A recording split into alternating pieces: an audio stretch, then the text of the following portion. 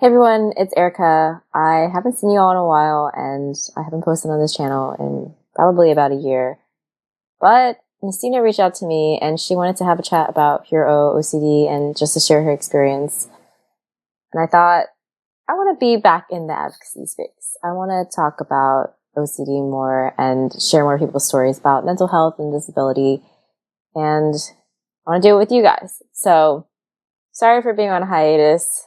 I will need some patience because I'm getting back into this. There are some audio problems in this episode, so I apologize for that. But I hope that as we go along and share more stories, I'll be able to resolve those. And I hope you've been doing well. It's been a while. Also, my voice might sound kind of different in this episode because I was just coming out of an illness, and I think that it affected my throat and my lungs. I'm still getting back to normal because I had another cough episode recently, but anyways, I hope you all enjoy this episode despite all the audio problems because Mystina has a really great story to share and great insights to share about OCD and how to get through it. So I hope I see you all soon. Enjoy. Hi, everyone. This is Erica, the host of the Just Say Maybe podcast. I haven't really seen you guys in a while. I've been taking a break from this podcast, but I decided to, why not start back up? I feel like we haven't shared some stories in a while. And Mystina reached out and decided she wanted to share her story about pure OCD, all those types of things. So I'm really excited to have her here. And I'll just let you introduce yourself. Hello, thank you for having me. This is actually really exciting because I feel like something of this topic, this matter, is not discussed enough often, so it's kind of cool when I come across somebody who knows exactly what I've been through, in my early 20s and stuff like that, because it can feel invalidating and you can feel very lonely in the process. So I just wanted to jump at a chance. So I'm Mystina Sol. I'm a songwriter, performer. I just love singing and music and all of that, and that's what I present to the world, basically. Amazing. Well, thanks for sharing your story and for being willing to come on. So I guess we'll just get right into it. I mean, some things I like to ask before, and maybe we'll just keep going with this question is, what is something that you can either answer this two ways. What is something that most people don't know about you that you want them to know about you? Or you could just share something about yourself that is, unrelated to any kind of mental health struggle, something that you're proud of otherwise. Oh boy. I don't know. I feel like I'm kind of like an open book a little bit because I do wear my emotions on my sleeve.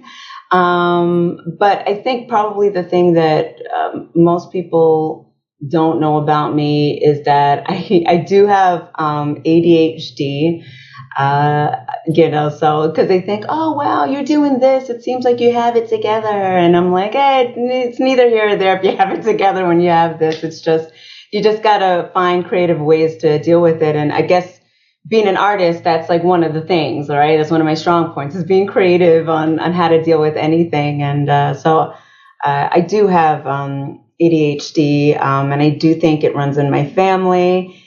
But so that might be something people don't know about me, or maybe they do. They just think they're being rude if they point it out and stuff. But you're not. I know it. I know Right. the deal. Right.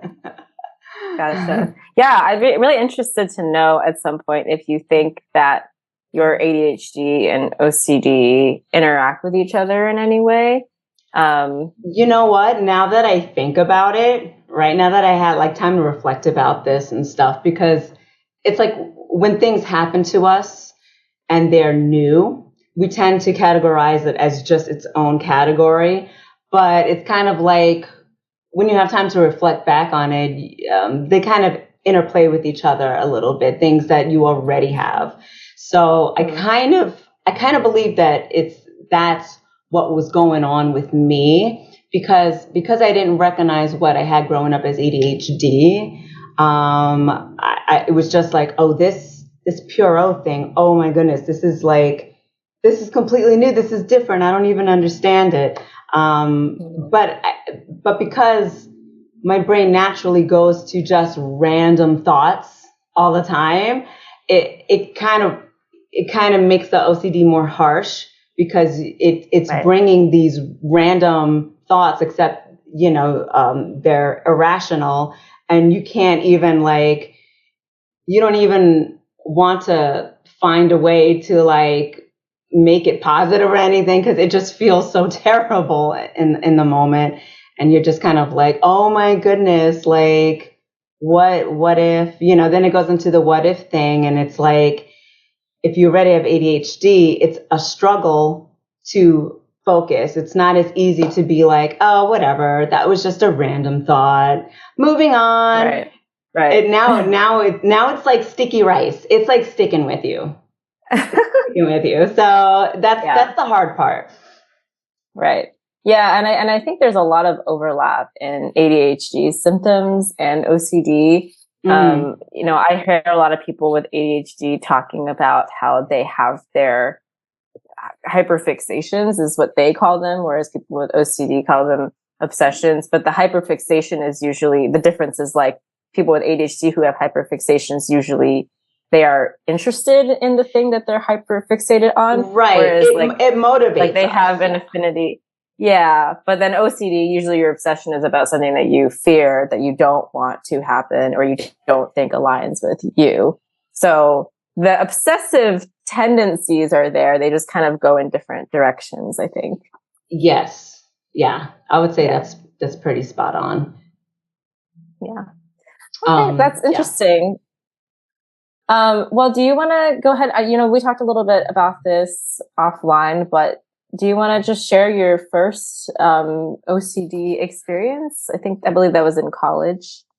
Yeah, sure. Absolutely. What happened with me is that it happened in the summer. I mean, I literally told you I remember exactly the date of when this occurred. But it happened towards the end of my freshman year. And because I was great, I was just literally, I was dealing with a lot because I lost my dad, in high school, and I was just starting college. So, and my mom was really, really grieving because, they've been married for a very long time. So this was really, really tough for her. And I just wanted to be the strong one and to be there for her, basically.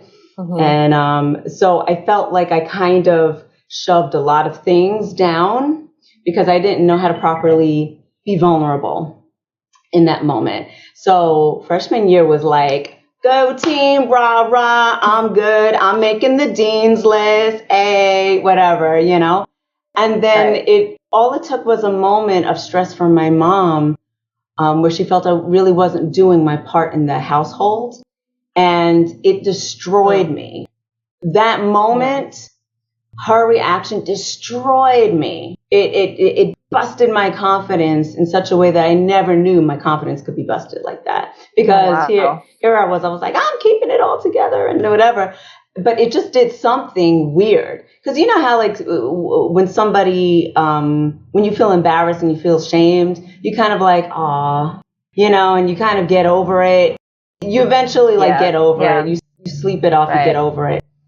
But for some reason, this I wasn't getting over. And this was also around the time where I was really interested in somebody, and I was trying to peacock and get his attention and all that kind of stuff. And it just oddly messed with that part of my brain. And then all of a sudden it was just I guess you're nothing, and maybe you're really a lesbian and you should just give up. That's really literally what the voice was saying. I was like, where the hell is that coming from? It was the weirdest thing ever. I never even thought about it. And I was like, all right, I feel bad. My emotions are all over the place. I'm just going to sleep. And then I slept, and the next day it was still there. It was like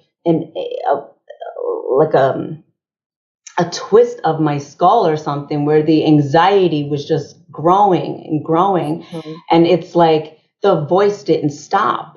the voice didn't stop in my head, like, oh, well, I guess you gay now, ha ha ha, whatever. And it's like, what? Right. Like, it didn't even make sense. It just did not make sense. And I was like, oh my God, like, what is that so? I couldn't understand it because it was just, I was getting filled with like so much anxiety. And I was just like, how? Right.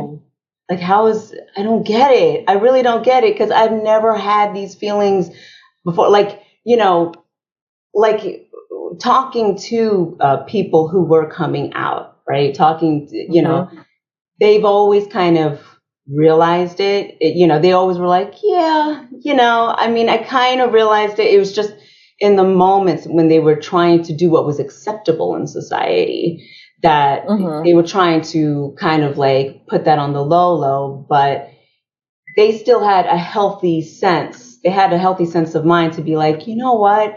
I need to explore this a little bit more, that kind of thing. And for them, their coming out process was like exploring and kind of asking a lot of healthy questions. It wasn't like obsessive for them, right? But, Right. For me, it was like, I've never like experienced that before. And it was just like, this wasn't a healthy line of questioning. It was just like going nowhere. It was like the hamster on a wheel that kept going nowhere whatsoever. And it's like, what the heck? What's going on? And that, I couldn't shake it. It wasn't like, okay, you know what? I'm just going to repress this side and I'm just going to keep going and living to other people's expectations. It wasn't like that. It was just like, ha ha ha. It was like mocking me. It was like, ha ha ha. Yeah, we know you like this guy, but it will never get anywhere. Good luck, Peaches. Right. And it was just like, oh my God, what is happening? And so for me, it turned into the compulsion of like, oh my gosh, like, that girl is so pretty. She's so attractive. Whoa, wait a second. I thought she was like attractive. Oh my God. Yeah. Now I have to. What does that mean?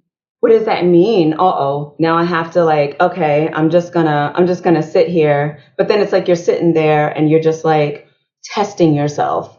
Like, oh, wait a second. Oh no, was that a groinal response? What? Like, it's almost like you're daring yourself to be like, how attracted are you to them? And it's like, what? Like, it's just, right. It makes no sense. Yeah. And I think what's important is that, like, yeah, the root of all of these obsessions is not necessarily, I think a lot of people with sexual orientation OCD are scared to talk about it because they're scared to come off as homophobic. And it's not, usually that's not the case for people. It's not that they even are scared of themselves being gay. It's more just like they're scared of the identity that they've lived with their entire lives being a sham. And all of a sudden, everything you didn't know, like everything you thought you knew before that moment is just no longer true. So you start questioning everything in your life up until that point and after that point, and if you can even trust yourself anymore. And yeah, you see this attractive woman and you're like, oh yeah, she's beautiful. Oh, like, wait, did I always think women were beautiful? Did I just not lean into it? Like, so it's a little bit of this like guessing game with yourself that, yeah, you just keep going and you keep feeding this like monster of anxiety and it doesn't really go away. Right. Exactly. And then it feeds into another thing because I found myself in a relationship, like a serious relationship. Well, it was serious for me, but that's another story. But like, then it turned into like an obsession of, do I really love this person? Oh my God, they do this, and I don't like that. Maybe it's not meant to be. Like little things like that. It's not even things that like actually are deeply incompatible. It's just like, ooh, they have a mole on their hand. Do I love them? Like, it takes all these little things that otherwise you might just be like, whatever, and you kind of look towards the things that actually truly matter. Like, do you communicate well? Things that are part of a relationship, a good relationship. And I was just finding myself like looking at the follicle, like, of his hair, like stupid things like that, and then all of a sudden this anxiety would go, oh, you really ain't in love. Uh-oh, now you ain't in love. And now it turns from that to a relationship thing where it's just like, do you love him? Now you're going to test it. How far are you going to test it? How far are you going to go to prove that you love this person? And it's like, oh my gosh, can't I just be? Because it's this it's the anxiety. It's one thing if it's like when you actually sit with yourself and be like, they kind of take the wind out of my sails. And you feel that natural, like you really feel when somebody takes the wind out of your sails, and it's not even on an anxiety tip. It's like they really, you're just like, I am disappointed. But this is just anxiety all the time. And it's your fight or flight. It's just, you're in constant flight mode. Like you don't know what to do. It really wreaks havoc in that area. And it's just like, it's hard because it just brings the negativity, and anxiety. That's the overall, feeling, the chronic anxiety that you just can't shake off, no matter how hard you want to, no matter how hard you try to put it to the side. It's there. And that's what makes pure OCD so difficult. It's so difficult. It's difficult because a lot of people, I think, with pure OCD, especially the themes that surround it, like sexual orientation OCD, relationship OCD, there are things that people who don't have OCD, go through everyday life. They're like very valid questions. And I think a lot of OCD comes from very valid questions, like, am I gay? Or like, should I be in this relationship? Right. Or did I turn off the lights or whatever? But, it kind of just spirals into this constant line of questioning. And I think when you can't trust yourself to have any kind of opinion anymore, any kind of assurance that, what you believe is true and what you've done is genuine, it really just messes with your psyche, I think. And I wanted to ask you, so in this relationship, what ended up happening? Did you stay with this person? What ended up happening is I did stay a really long time in the relationship, but I think it was a bit too long, and I didn't have the confidence to break it off when I should have. Like, to those glaring red flags, when you see them and you just kind of like, you want to, even without OCD, like we tend to skip over red flags sometimes because we think that we can handle it.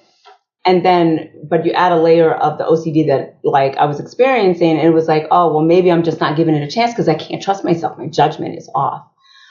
But part of my judgment, the reason why it took so long to leave was because I had to reflect deep what was happening, what was actually happening in the present, in the now.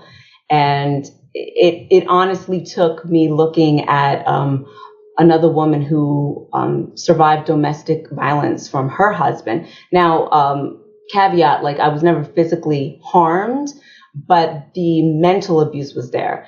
So I was just like, okay, something's wrong. Something's wrong. I mean, even though he didn't hit me, the mental, I realized, okay, this doesn't feel good in any capacity, because at least there were moments where I had the ability to feel good about something. And the reason I knew that was through music, right? Music always saved my life in various moments growing up.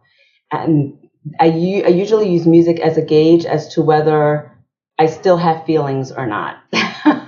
Because sometimes when you're depressed, like you don't even know what feelings are at the moment. You're just like, I don't know. But music is like a gauge for me that I use to measure, can I still be like, is there a part of me that could actually still be happy and recognize what happiness is? So once I've started using music as that gauge to get lost into, that helped me understand that when I felt bad, whenever he would like say something to me, or we get into like nasty argument, that was real, whether I had OCD or not. Like that would make somebody feel bad no matter what condition they are in their life. Yeah. And, I had to really understand that and relate it, especially to the woman that I saw on Oprah talking about her experience and seeing the video of her husband berate her and her looking just sad and just torn down. And I was like, oh my God. And, and that was something that I didn't want to admit to myself, but I saw it and I was like, yeah, this is tough. I think that's going to be me if I don't do something. And I think God, like every day, like that I at least had the mental capacity to recognize that despite what I was going through with OCD. And I think I told you my aha moment also came when it started to accept who he was. Like the relationship OCD was starting to kind of go away. It was still there, but because I was starting to accept who he was, I was like, it became less of a problem. But the problem was he wasn't accepting who I was. He was still kind of just saying, I'm miserable. You're doing this to me. And I was just like, ooh, okay. That's when I knew, like, all right, expiration date, Best Buy, this date, we got to go. Yeah, that's interesting. I mean, that's so hard. Like when you have relationship OCD, but then there's also very real problems in your relationship and you don't know. Like, I think this is something that people with ROCD struggle with so much is like, is this just my OCD or is this like actually a problem in my relationship? And the thing is like, I've tried to answer this question for myself like many times over the years. And I honestly don't feel like, it can be, I feel like it could be either both, like it could be both is what I'm trying to say. Yeah. It's not necessarily one or the other. And that's why it's hard because it's so constant. And like something I've been working on in my own therapy is trusting my own gut again. Because when you have OCD for such a long time, it's not just one topic sometimes that you can't trust yourself on anymore. It's like it permeates throughout the rest of your life and your relationship with yourself. So I think people with ROCD and any kinds of OCD really should kind of try to rebuild that self-trust. Exposures are obviously great and accepting anxiety is great, but also building that self-trust again. So I guess, how do you feel like now when you're in a new relationship? Like, how have you been able to deal with like ROCD or OCD in any way? Well, I gotta say, after that first initial relationship, I've dated and been in like smaller relationships and stuff like that, and I didn't quite have the. I was kind of moving away from the whole ROCD. However, it was still kind of playing with me because I would be scared to get into these relationships. Like I would be like, oh wow, like I'd be so enamored by them, but at the same time I'd be like, oh, they're actually like into me right now. Okay. it was kind of, it kind of emotionally turns into a cat and mouse game. But really, I figured out the guys I was with, they really weren't serious about a relationship anyway. And I'm like, I like to think of myself when I was younger as a serious person. Like, I want to be a serious person, but maybe I wasn't even ready myself, because it became too much for them getting closer to me and being vulnerable, because I wasn't ready to be vulnerable. So yeah, I think it kind of affected me in that sense. But it wasn't as prominent as it was when I was in my first initial relationship, because I was already getting the help, the therapy, and just understanding myself more. And honestly, by the time that I hit 30, I was just like, all right, I really need to sit and reflect on what is happening with me, and why do I keep putting other people up on a pedestal?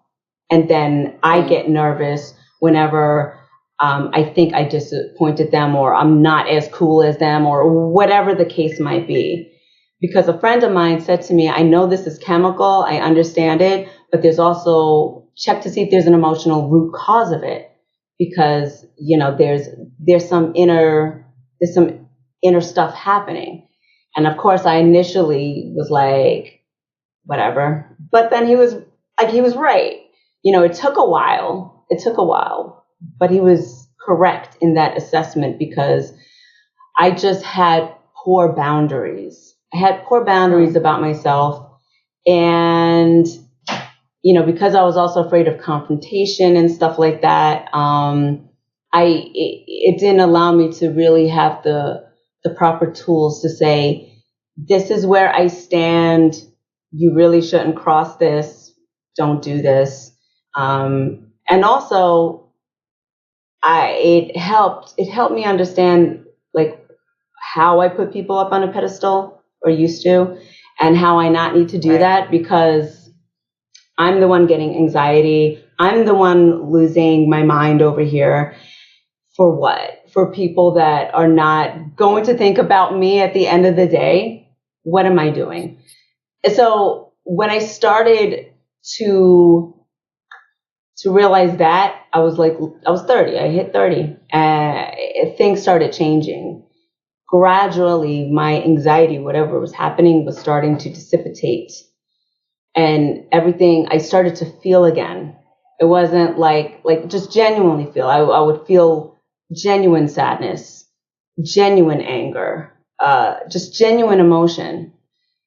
And it also helped that, I became interested in now who's going to be my husband very soon, in a person that made it okay for me to be this messy and sort out this mess, and not judge me for it, and understand that I'm just sorting out some stuff right now. It's not about you. Don't take it personally. This is just me sorting things out. And the less that I cared about people judging me, the lighter everything became. Like, it was just the OCD, it just kind of just started to dissipate, really, because I just started saying, who cares? Who cares? And once I kept repeating that, who cares? They're not better than me. They're just as quirky as I am. They're this, they're that. There are things that they do that I don't like. I'm not going to pretend that I like. And same thing that I do. They don't pretend that they like some of the stuff I do or say. They don't pretend. They tell me. I'm like, so why do they get a pass at having expression, and I don't give a pass to myself at having expressions? It's that people-pleasing thing. So I'm just like, all right, I'm going to flip the script on myself. Right. So it sounds like you've developed a level of self-compassion and have given yourself more grace for, the way you've been in the past or the things you've experienced. And it sounds like you have a partner who is helping you and who accepts your, like you said, your messiness or whatever it is, which is great. And I think that, like other people they play a really pivotal role in helping you build that self-trust and helping you remind yourself that, you need to give yourself a little bit more grace. So I think that's really great. Is that something, do you feel like you mentioned therapy? What kind of therapy did you go through? And do you feel like therapy also helped with that? Or do you feel like now the way you handle OCD and your, other struggles is mostly through just more like self-learning journey? It was a hybrid, because the first time I saw a counselor on campus when I was in college, she gave me some tools to kind of grapple with the present moment of if I ever have a panic attack or feel that these thoughts, she had some tools where she was like, just think of these thoughts like on a cloud and they're just passing by. You don't judge them. You just let them pass by and stuff. And that kind of helped a little bit. But then once I really started to want to do some inner reflection and work, I saw an amazing therapist. Her name was Shani.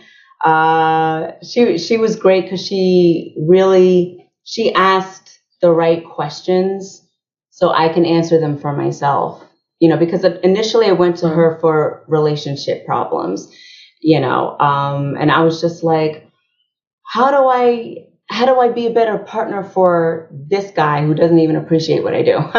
I was just constantly like, how do I do this? Like, because again, the people pleaser mode. I want to do this. I want to do this. How can I be better? I guess I'm not normal and stuff. And she's like, okay, all right. Okay. And then she just like, I know you want to be this. I understand that, but what do you want? And she started asking these questions. What do you want? And I was like, I want whatever he wants. Like that's how like bad it was. I want whatever he wants. Right. And she was very insistent. What do you want?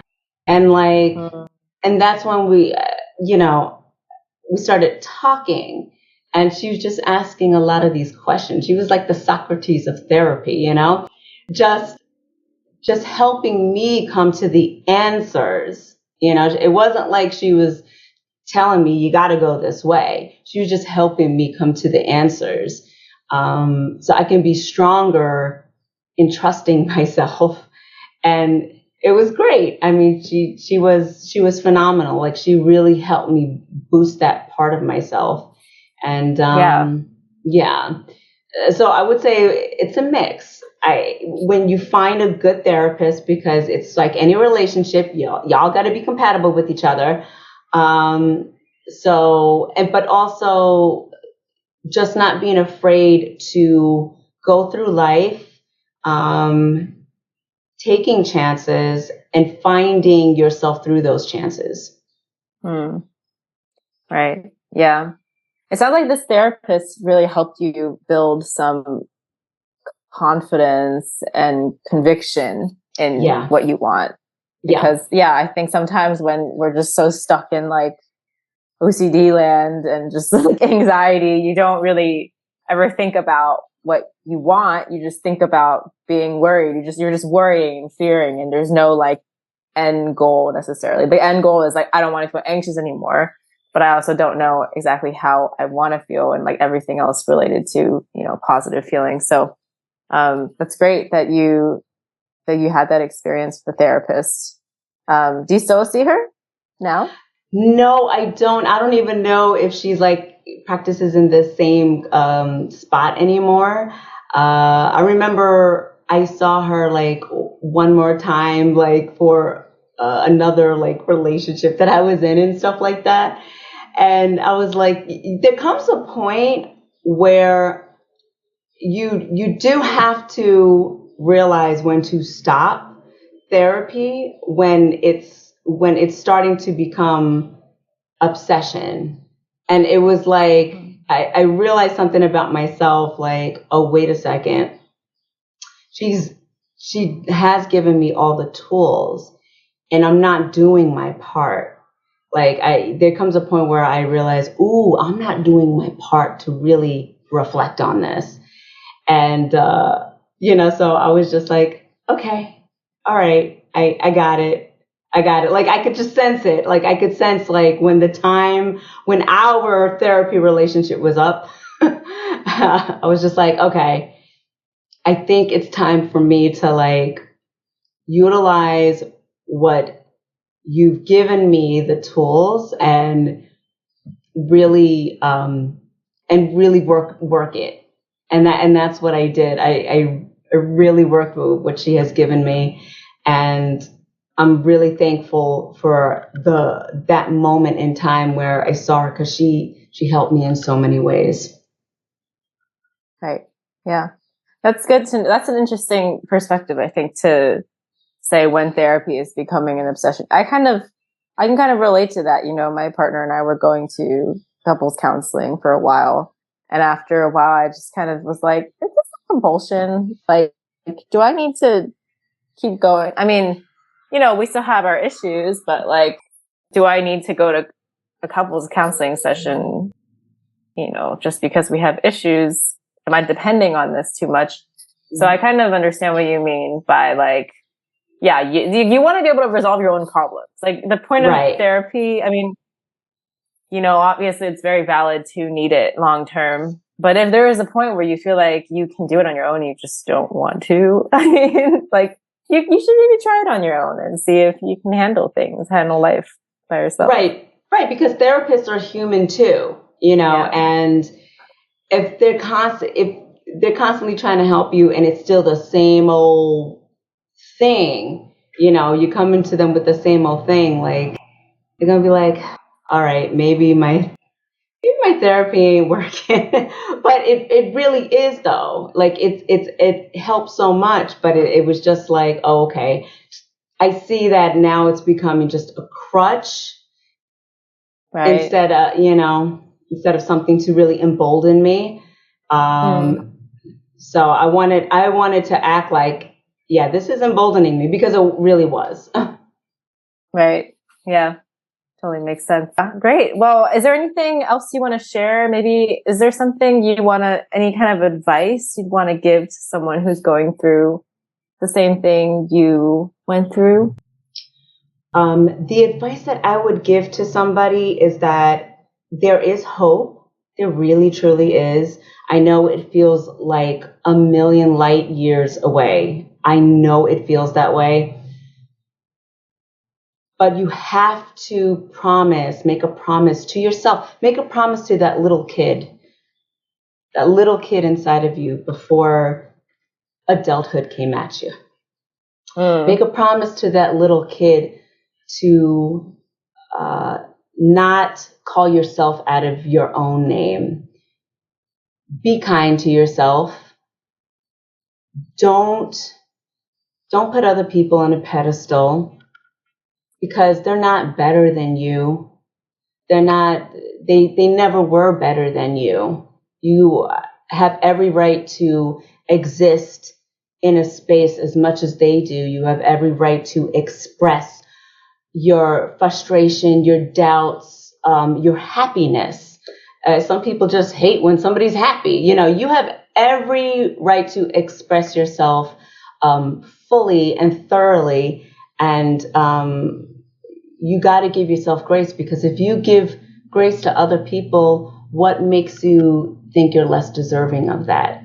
So you have to give yourself grace as well, and you got to protect that little kid that depends on you to create boundaries for yourself. So if you remember just the sheer contentment of just existing as a kid, you can get that back.